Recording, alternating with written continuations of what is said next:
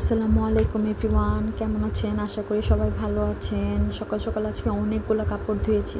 ঘুম থেকে উঠে নাস্তা না করেই আজকে কাপড় ধুয়েছি। তারপর নাস্তা করে দুপুরে রান্নাবাড়ায় চলে আসছে। আজকে সকালে আর ওরকম কোনো ভিডিও ক্লিপ নেওয়া হয় নাই। এখানে আমি রান্না বসিয়ে দিচ্ছি। প্রথমে আমি ভাতটা হয়ে যাওয়ার পরে প্রথমে চিংড়ি মাছটা বসিয়ে দিব। চিংড়ি মাছটা অনেকক্ষণ সময় নিয়ে ভাজা ভাজা করে চিংড়ি মাছটাকে রান্না করব। মশলাটা কষালে খুব ভালো লাগে। এখানে আমি তারপর ধনিয়া পাতা আর কাঁচামরিচ দিয়ে নামিয়ে ফেলবো।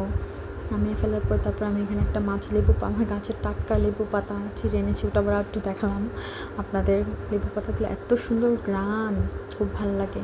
এখানে আমি ওই মাছটা ঝুরা মাছের রান্না করবো। সেই মাছটা একটা মাছ সিদ্ধ করে তারপরে ভালোভাবে কাটা বেছে ঝুরা ঝুরা করে নিয়েছি। এখানে মশলা কষানো হলে অনেকক্ষণ সময় নিয়ে কষিয়েছি।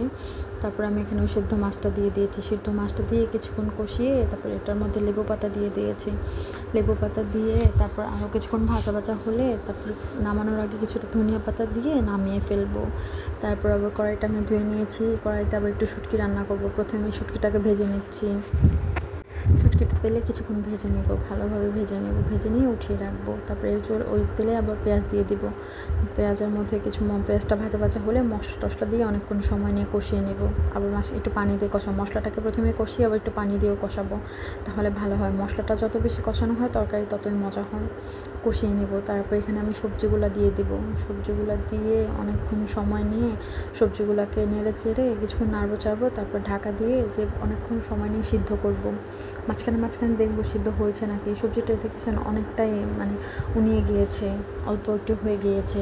তখন প্রথমে কতগুলো সবজি ছিল। তারপর এখানে আমি শুটকিগুলো দিয়ে দিয়েছি। শুটকিগুলো পরে দিয়েছি কারণ ভেঙে একদম বেশি সিদ্ধ হলে ভেঙে একদম কাটা কাটা হয়ে যায় তরকারি, এর জন্য পরে দিয়েছি। পরে দিয়ে কিছুটা ধনিয়া পাতা দিয়ে আমি নামিয়ে ফেলবো। শীতের দিনে তো এই শুটকির তরকারিটা খুবই মজা লাগে। আপনারাও ট্রাই করতে পারেন এভাবে রান্না করে, অনেক মজা লাগে। তারপর দুপুরে খাওয়া দাওয়ার পরে আর কোনো ক্লিপ নেওয়া হয়নি, রেস্ট নিয়েছি। আজকে বিকেলে আবার নাস্তায় ডালপুরি বানিয়েছিলাম। তারপরে ডালপুরিটা শেষে দুধ জাল দিয়ে রেখেছিলাম। আশা করি আজকে এই পর্যন্তই। সবাই দেখবেন আমার ভিডিওটা।